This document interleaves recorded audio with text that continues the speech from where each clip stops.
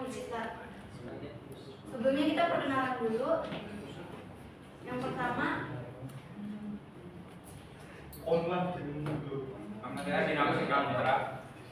saya Dede Putri. Saya Lisa Finadisha Putri. Saya Ahmad Alvin. Saya Lili Fadila. Saya Vincento. Saya Angga Purwasa.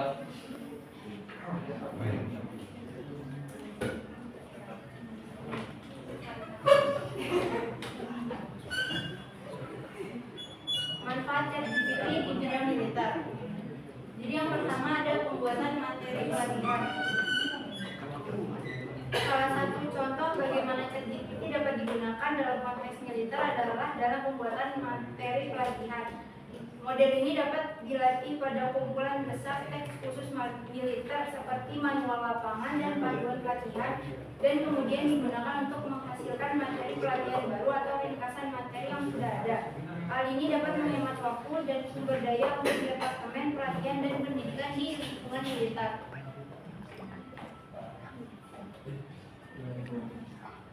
Selanjutnya ada mengekstraksi informasi topografi, berarti untuk menganalisis citra satelit atau jenis data lainnya untuk mengekstrak informasi seperti ketinggian, kemiringan, dan sebagainya. Ini untuk menganalisis bagaimana medan ketinggian, kemiringan. Lalu ada mengidentifikasi fitur, dan ini dilatih untuk menganalisis citra data lainnya untuk mengidentifikasi fitur seperti jalan, saluran, dan air.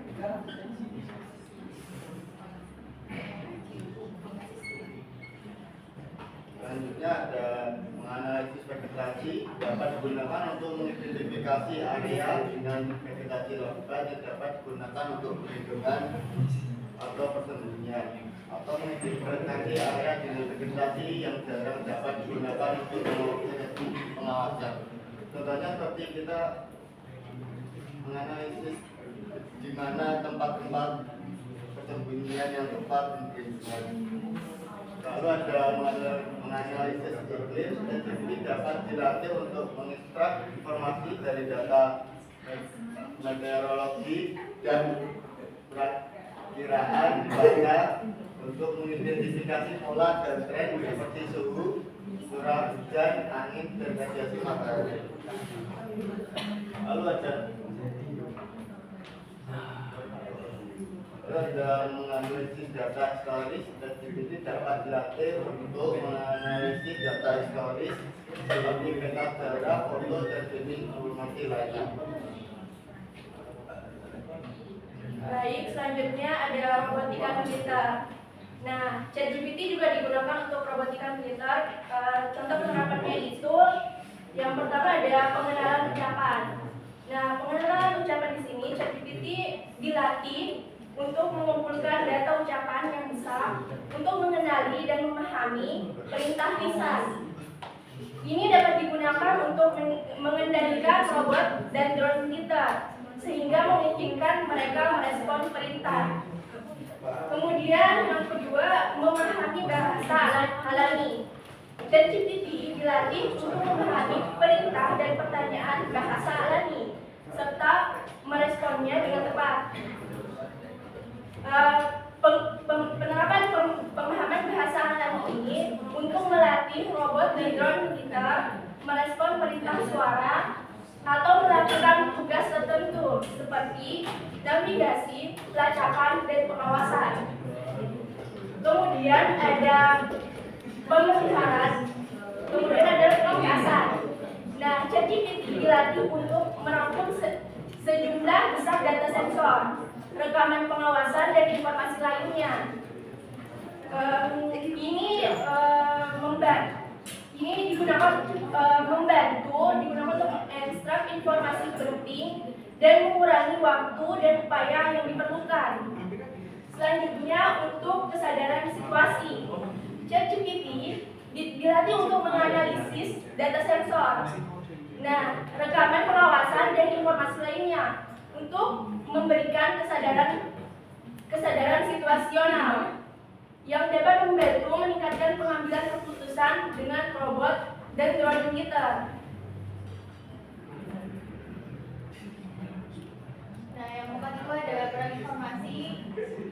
informasi itu yang pertama ada pemantauan media sosial, di mana ChatGPT itu digunakan untuk memantau media sosial dan mengasah informasi tentang opini, publik, sentimen, dan topik yang sedang tren. Misalnya, ChatGPT itu digunakan untuk memantau Twitter jika ada penyebutan pemimpin atau peristiwa politik tertentu dan menghasilkan laporan tentang sentimen dan frekuensi penyebutan tersebut. Dan yang kedua ada pembuatan propaganda. Jadi ChatGPT itu dapat dilatih untuk menghasilkan teks seperti artikel berita media sosial atau pidato yang selaras dengan agenda atau pesan tertentu. Nah, misalnya ChatGPT itu dapat dilatih untuk menghasilkan artikel atau postingan tentang yang menampilkan pemimpin atau kebijakan politik tertentu secara positif dan mendistribusikannya kepada media sosial. Yang ketiga itu ada serangan dunia maya, di mana ChatGPT itu digunakan untuk mengotomatiskan pembuatan email phishing, tautan berbahaya, dan bentuk serangan rekayasa sosial lainnya. Misalnya, ChatGPT itu dilatih untuk menghasilkan email yang tampaknya berasal dari sumber yang sah, seperti bank atau lembaga pemerintah, dan mengelabui penerima agar memberikan informasi yang sensitif dan mengakui ketahuan tersebut. Dan yang keempat ada komunikasi strategis, di mana ChatGPT itu digunakan untuk membuat data teks seperti siaran pers, pidato, pernyataan yang selaras dengan agenda dan pesan tertentu. Misalnya ChatGPT itu dapat dilatih untuk menghasilkan siaran pers yang menampilkan operasi Twitter tertentu secara positif dan mendistribusikannya kepada media sosial. Yang kelima itu ada generasi deepfake, di mana ChatGPT itu dapat dilatih untuk menghasilkan video palsu yang realistis yang dapat digunakan untuk menyamar sebagai tokoh politik atau pemimpin militer, menyebarkan informasi palsu atau menyebarkan disinformasi. Misalnya, ChatGPT itu dapat digunakan untuk membuat video yang memperlihatkan seorang pemimpin politik membuat pernyataan yang tidak mereka buat dan mendistribusikannya kepada media sosial. Yang kelima adalah pengawasan. ChatGPT sangat berguna dalam menjalankan karena kumpulan data besar yang tersedia untuk analisis. Misalnya, fase pertama project Memphon melibatkan otomatisasi penguasaan intelijen untuk mendukung kampanye kontra SEL. Secara khusus, tim project Memphon menggabungkan sistem komputer dan algoritma pembelajaran mesin ke dalam sel pengumpulan intelijen yang akan menyisir rekaman dari kendaraan udara tak berpenghuni dan secara otomatis mengidentifikasi aktivitas permusuhan untuk penargetan. Dalam kapasitas ini, ChatGPT dimaksudkan untuk mengotomatiskan pekerjaan analisis manusia yang saat ini menghabiskan jam-jam dalam memilah video untuk mendapatkan informasi yang dapat ditindaklanjuti, berpotensi membebaskan analisis untuk membuat keputusan yang lebih efisien dan tepat untuk berdasarkan data. Yang selanjutnya adalah penargetan senjata dan senjata otonom. Saat ini platform senjata otonom menggunakan visi komputer untuk mengidentifikasi dan melacak target. Secara otonom terutama menjadi otonom ketika sistem dapat mengidentifikasi dan melacak target di luar yang telah dikerahkan untuk juga. Kecerdasan buatan di belakang penargetan perlu dilatih tentang apa sebenarnya target strategis yang layak untuk memfokuskan daya tembaknya dan memberitahu operator yang memantau platform. Ini mungkin pesawat untuk yang terbang ke wilayah udara yang diperlukan dengan kecepatan ekstrim.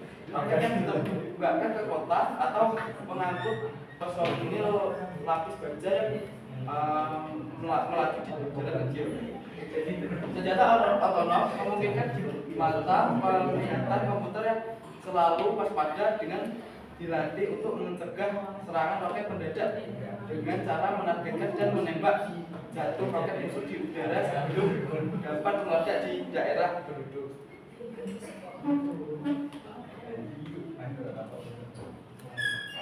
Selanjutnya penggunaan ChatGPT di bidang penelitian. Yang pertama, angkatan bersenjata. Angkatan bersenjata dari berbagai negara dapat menggunakan ChatGPT dalam berbagai orang, dalam analisa intelijen, pengambilan keputusan, pelatihan dan perencanaan detail. Yang kedua, badan intelijen.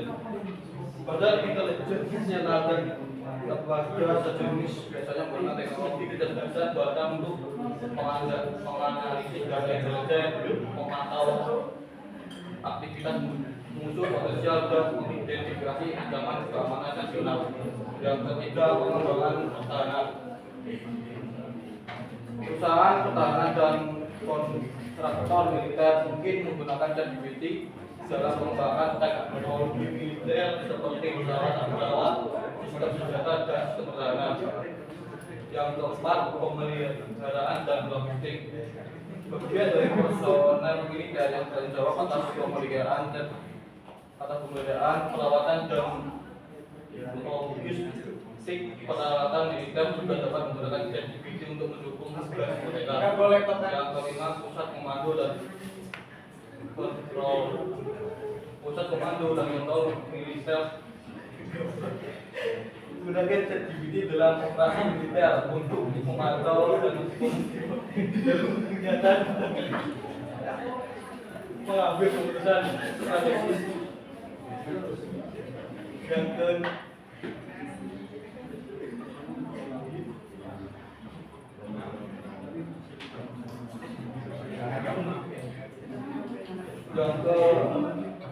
pelatihan militer. Akademi militer dan juga pelatihan militer mungkin menggunakan ChatGPT dalam pelatihan militer untuk melatih strategi, taktik dan keterampilan lainnya.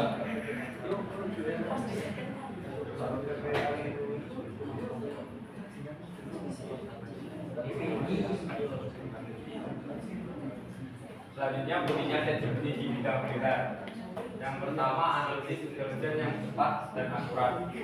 ChatGPT dapat membantu dalam menganalisis dan memproses data intelijen dengan cepat dan akurat. Hal ini membantu dalam mengidentifikasi ancaman potensial, pola dan tren yang relevan bagi keamanan nasional. Yang kedua, pengambilan keputusan yang lebih baik. Dengan memberikan rekomendasi berdasarkan data yang tersedia, ChatGPT dapat mendukung komandan militer dalam mengambil keputusan yang lebih baik dan internasional, terutama dalam situasi cepat dan berisiko tinggi. Yang ketiga, pelatihan yang lebih efektif. Dalam pelatihan militer, ChatGPT dapat berperan sebagai karakter atau asisten virtual untuk melatih personel militer dalam berbagai skenario. Ini membantu dalam meningkatkan keterampilan dan kesiapan pasukan.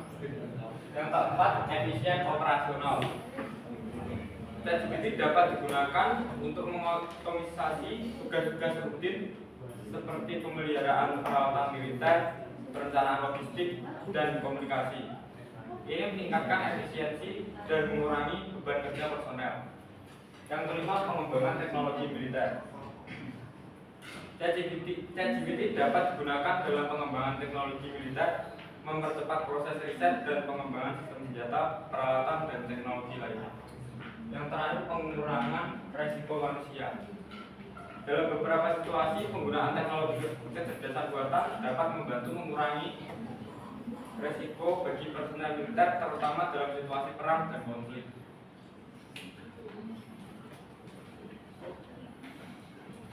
Kemudian ChatGPT di bidang militer juga memiliki dampak positif dan negatif. Nah, untuk dapat dampak positifnya, yang pertama ada peningkatan analisis intelijen.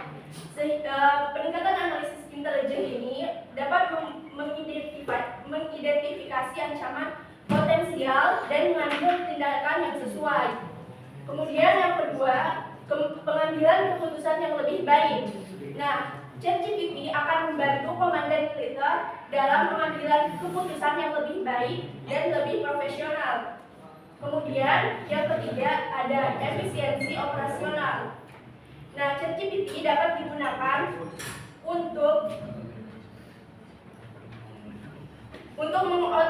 mengotomatisasi tugas-tugas rutin seperti pemeliharaan peralatan militer, perencanaan logistik, dan bahkan komunikasi yang dapat meningkatkan efisiensi operasional. Yang keempat, pelatihan yang lebih efektif. ChatGPT dapat berperan sebagai karakter atau asisten virtual untuk melatih personel militer dalam berbagai skenario tanpa resiko fisik yang sebenarnya. Kemudian yang kelima, pengembangan teknologi militer. ChatGPT dapat digunakan dalam pengembangan teknologi militer dengan mempercepat proses riset dan pengembangan.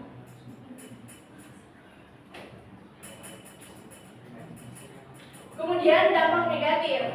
Nah, untuk dampak negatifnya yang pertama, kerahasiaan dan keamanan.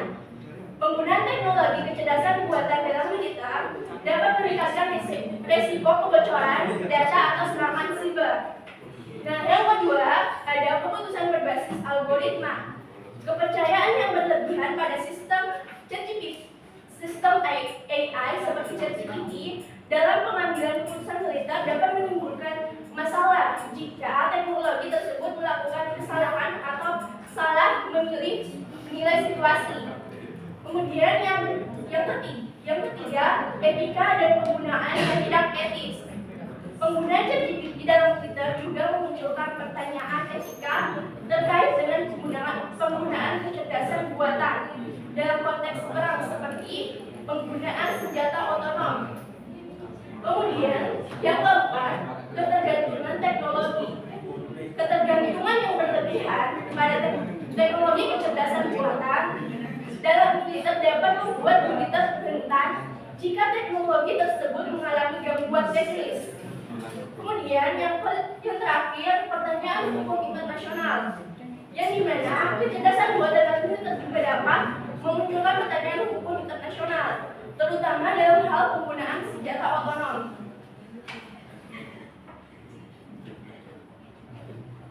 Baik, di sini kami membuka 3 pertanyaan. Ada yang ingin bertanya? Kalau komen Negara kanan-kanan.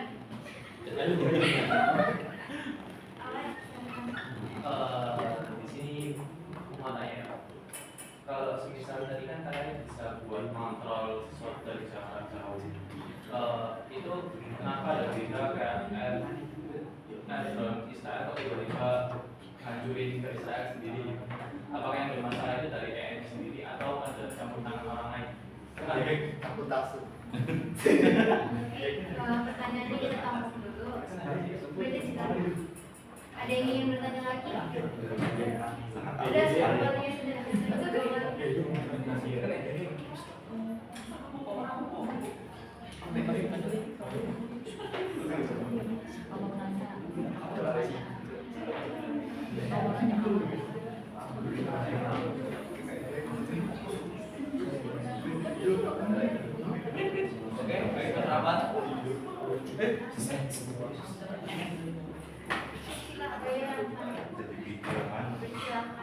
Bagaimana cara memanfaatkan ChatGPT yang baik dalam pengambilan keputusan di bidang militer? Dan bagaimana cara mengurangi kelemahannya yang bisa saja kurang rapat dalam pengambilan keputusan?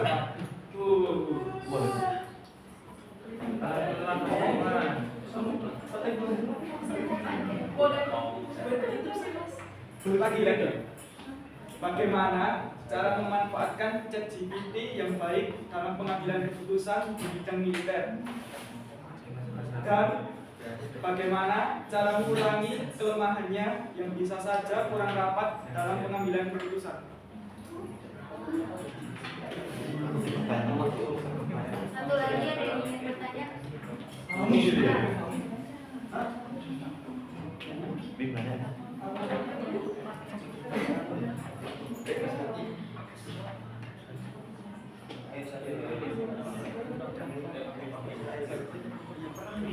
Apakah masih ada lagi yang ingin bertanya?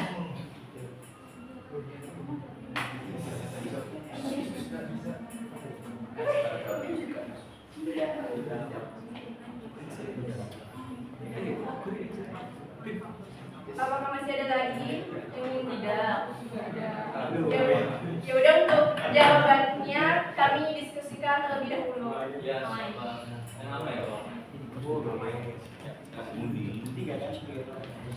Tiga kelompok, dua kelompok. Apa? Iya,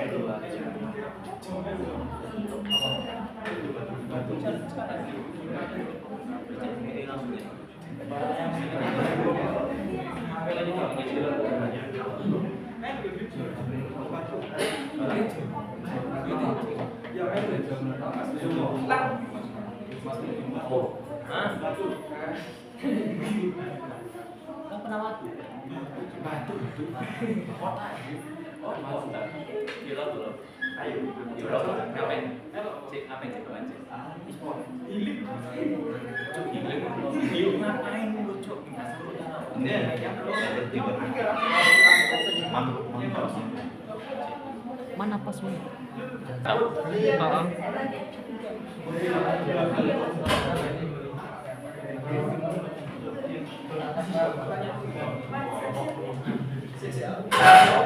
Oke, baik. Jadi kami akan menjawab pertanyaan pertama dari dalam. Kami akan menjawab pertanyaan pertama, yaitu misal mengontrol dari jarak jauh, dan kedua Israel malah mengenai Israel sendiri.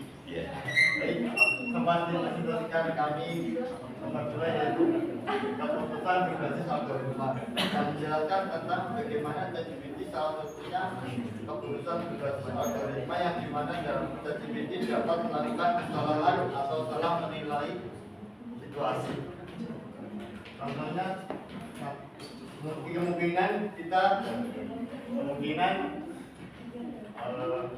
Kadang dari campur tangan orang lain, lalu ada something error dan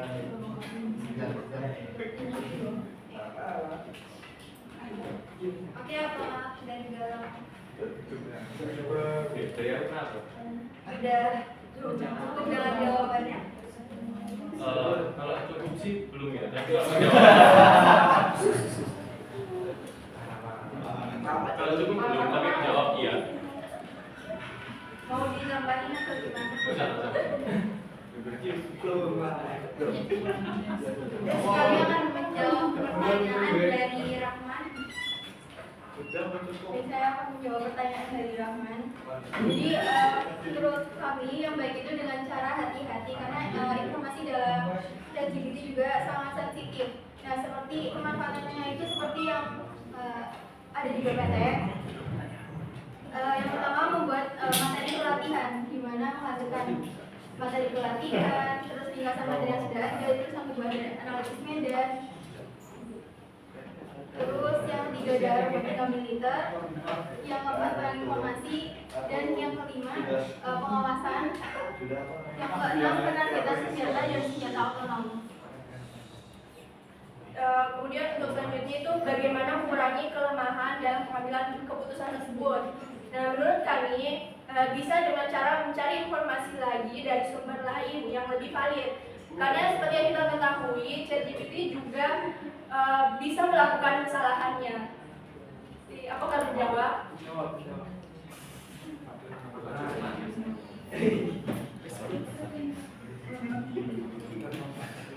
Apa Pak? Kalau di skip kata-kata ini, kata-kata ya.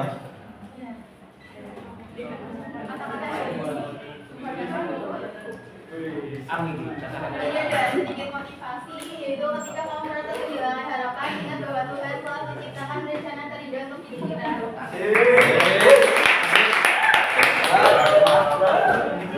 Sekian dari kami.